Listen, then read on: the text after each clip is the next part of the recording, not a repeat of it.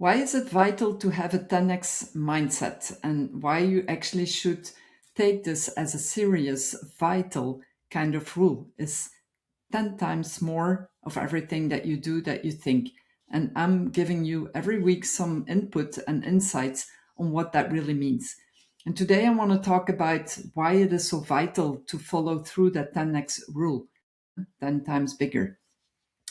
As I told you in the previous week, looking into the book from Grant Cardone, the 10x rule, which has been changing massive lives of massive people. And if you follow through this and you can subscribe to get more of this content, you will see that it will make a real big difference for you too. If you are ambitious, if you want to have success, if you want to have a better life, then definitely this is what you need to listen to, because it's going to give you a totally different perspective of how you need to set up your business, how you need to put yourself into a different type of mindset and life. We very often, and I'm saying we because I'm part of this as well, and every time that I'm talking about this subject, I'm going to give you as well some of my experiences, the good and the bad. But we underestimate the time, the amount of efforts that it takes to build up a new business, to build up a new project, or to do something completely new.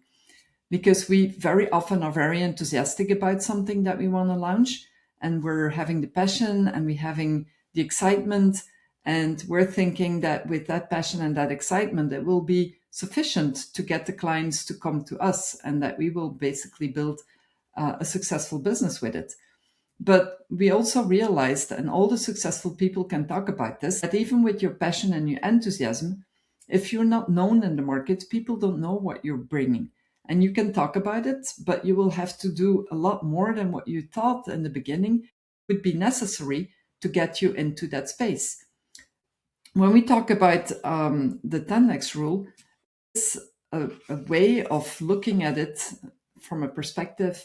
If you do something, try to think in a very clear way, and I'm putting the emphasis on this, and with honesty of how much efforts it really will take to get you to that one project or that service that you want to offer to clients.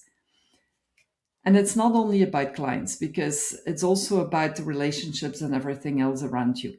But we're talking here business-wise now. And when we don't take the 10x actions and not going into that level of thinking big, you will see that your efforts are not going to be sufficient to put you through all the efforts that you need to do to get into a space where you can consider yourself successful. Now, that from my side, I realized in the beginning of my entrepreneurship, when I started my business, I started following a coach. I had the kind of tools that were there. I knew exactly the type of things that I needed to do. But nevertheless, I very, very quickly that just watching those videos and listening to the content, it was not going to help me to get further into my success, because learning is fun. And learning is great, but if you don't do the things behind it and follow through everything, it's obviously not going to help you to get to the space where you want to be. So again, you can listen to this without doing any actions with it, or you can listen to it and try to do the exercises with me while we speak to see how you get, how far that you get into your thinking. So set up your goal. Take one of your goals that you think is one of the goals that you want to achieve in the next few days, or the next few weeks, or even the next few months. Usually I work with a 90-day plan, which helps to think on a mid-term kind of long-term basis. Long-term is sometimes too far away for people and hard to visualize, but 90 days is actually a good spot to go. Take that one objective, and then look at what you think you have to do to get there. Sometimes people think, okay, I want to launch a new service that is going to help clients to overcome their fears. I'm just giving an example here. Well, if you're setting up the action like, I'm going to do social media, I'm going to post twice a week, and I will put in that post that people can contact me, I can guarantee you that that is not going to be sufficient to fill up your pipeline and to get the people to really follow you and do things with you. So what if you would multiply that by 10? What would that mean? Would that make a difference in your life? It definitely will get you to speak to more people, to be more visible. It might as well that you want to start talking to people, calling them. So if you call one person a day, is that going to be sufficient to really get you to that goal? That you can try it, but you will very quickly notice that that will not be sufficient. And it's one of the things that I found out in Grant's principle and the book that I was reading. It's just not enough to occupy your territory. You have to be able to keep it. Look at situations in which that we live. You will see that events will always happen around us. And very often businesses use them as an excuse. I have been laid off a few times in my career, and it's not because I didn't do a great job.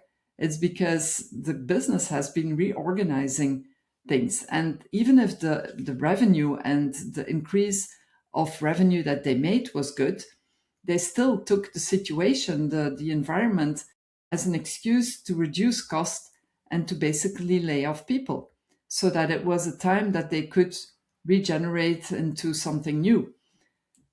But that's the same for every one of us. So if we take every situation as an excuse for not taking any action, like there is a war, there is a crisis, I'm too tired, the people around me are not helping me, the market is not right for it, right? People don't have money, people are not willing to get to buy this type of service right now because of that reason. All those excuses can help you to keep you down, can help you to keep you small. But if you would take those excuses and turn them around and say, well, from a 10x perspective, how can I use that opportunity of those moments and situations to put me in a better place and to give me actually the advantage of dominating my market? You would have to think differently to see what type of efforts that you will have to take to get you there. So when you underestimate the time, the energy, and the efforts necessary to do something, you will actually have quit already on what you're willing to do. And quitters are not winners. The winners are not quitting, right? I'm going to give you another example of myself. As soon as I see that I'm like retreating, because I have that as times as well, I retreat because of an excuse that I have.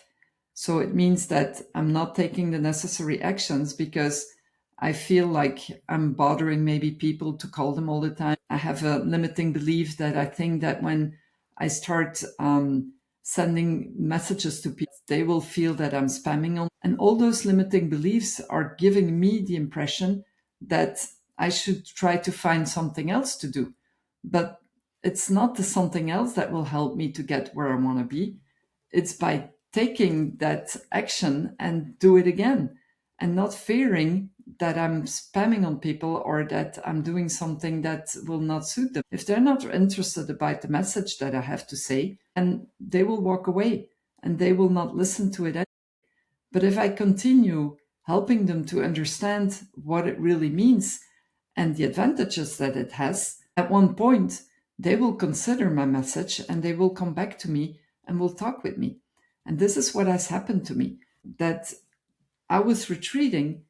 At one point, I saw my bank account going down and it felt like I was really getting broke. And being broke is actually the best situation in which you can be, because it will make you think differently and it will make you put yourself in a situation where you will have to be creative. Or you can give up, obviously, and saying, hey, I'm not the type of entrepreneur that I thought I was, and this is nothing for me.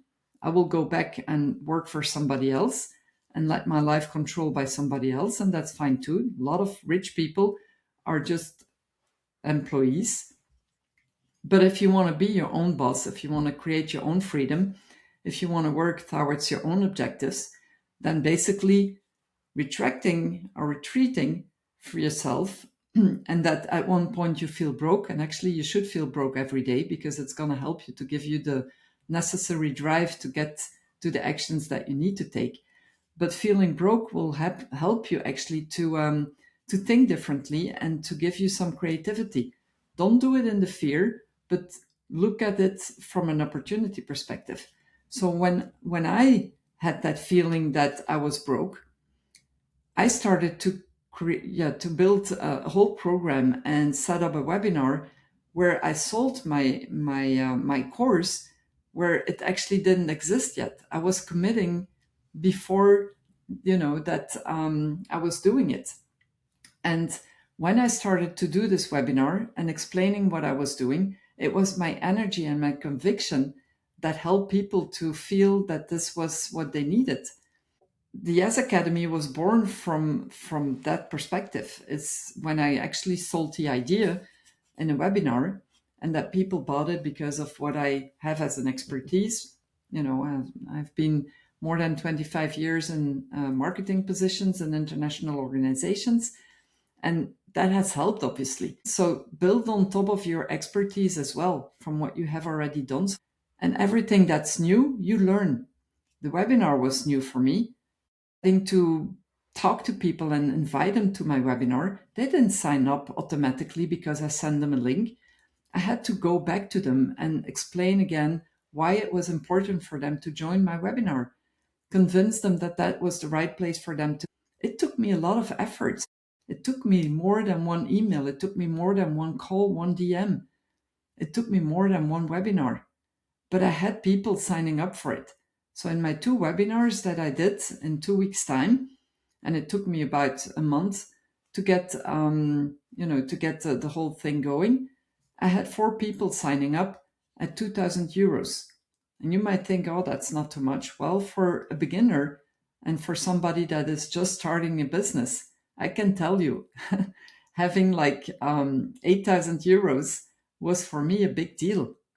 And that gave me actually the drive and understanding of how much I needed to do to get there. So when I have times that I'm retracting against and considering it and reflecting on it, the first question that I'm asking myself, it's not even, is the idea good enough? Because I can sell things even if it doesn't exist.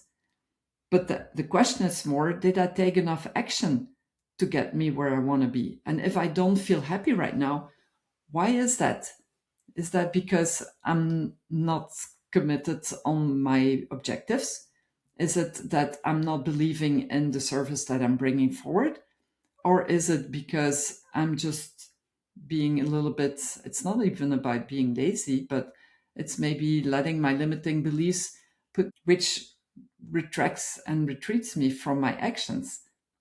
You see? So when you don't estimate enough your actions and that you put your goal not big enough to make sure that you can have a good feeling of what actions you need to take to get there, you will always keep yourself down. In my leadership positions where I had teams that, I worked with, and it could be teams from 8 people to 50 people, but I realized very quickly that as soon as the market around us was getting unstable or in a crisis, we already started saying from our perspective, the goals that the business are putting on us is too high. We cannot make that. But actually, I didn't understand at that point that I had to basically motivate my team to take even more actions and in a proper way, efficient way. And it's not like always working more, it's more being efficient and thinking through it of what type of actions we could do even differently. But from that perspective, I realized very quickly that if I had done that in the past, I think we would have been able to achieve our objectives a lot faster than what we actually did, and not asking to reduce the targets, but to motivate the teams even more in helping them to understand why taking those massive actions would help them to motivate themselves and to give them personal satisfaction. Because every goal that you put out there need to have a personal commitment, a personal feeling with it. Because if you don't have that personal feeling with it that is giving you that tangible way of looking into the future, basically you will not get to that enthusiasm and that motivation. And so it's hard then to put those actions times 10. Look at your excuses. Think about everything that you have done so far. Every time that you had an excuse, what was that excuse? Why did you use that excuse? Again, my clients that I work with, they are there to drive. They are there because they want to succeed. They want to get to the levels of revenue and satisfaction that they want. And if you're saying money is not important, I don't need this in my life, if I have enough, it's good enough. Well, every time you will have a situation that will come across with you, whether it's your health, whether it's your relationships, whether it's the environment, like I said before, I don't want to scare you. But from my experience, I have had many times of, situations in which I was, where I realized that I let the situation suck me down instead of taking control over the situation and take the necessary actions to be even above that, and not let the situation and everything around me drain me to the place where I actually ended up with. So again, in my experience, since I got to know what the 10x rule is, I have been doing so much more, and I have been feeling so much more motivated. I have launched my business. I work with 3 partners. I have my own clients that I have with my Shift program, my Yes Academy, my mastermind, my growth pick, my one-on-one that I do with the immersion days. I have all those programs that I built around my business. And on top of that, I give workshops within organizations with a partner. And I do some outplacement calls for clients that I get from another partner. And next to that, I'm also doing real estate, where I negotiate deals for, family houses, where I cut them into pieces and I'm selling them. And I do this all as a single mom of twins who are 17 and require quite of my, but I get energy from this. And I don't complain about it, because I've understood that filling up my calendar with those type of actions is just giving me that drive to go into my goals and level me up to the satisfaction of where I want to be. So don't underestimate the efforts that you need to get to where you want to go. And just believe that those actions are not going to get you to a place where you feel tired and where you don't have enough energy to do it. It's the opposite. It will give you the energy. It will give you the drive. It will give you the satisfaction. And it's going to put you in a place where you want to give even more of it. Okay. So I hope this podcast has helped you to get more insights of what that really means to estimate your efforts to the right level and to get you to the actions that you want to get. I will go into this type of content more, because we're just in the beginning of the 10x book on the 10x rules. But throughout the whole book, I will get you to my understanding of it and my experience. But I will also share how you should think about it and the type of things that you can do behind it. So if you want to take an exercise today, just go back, check it, what your goal is, what type of actions have you done, multiply them by 10, see what that does, and see the success that you can get out of it. If you like this content, subscribe. Here, you can do this on YouTube or Spotify, but subscribe and you will get a notification so that you can continue getting this content on a weekly basis. I'll see you next week. I'm Dominique. Bye.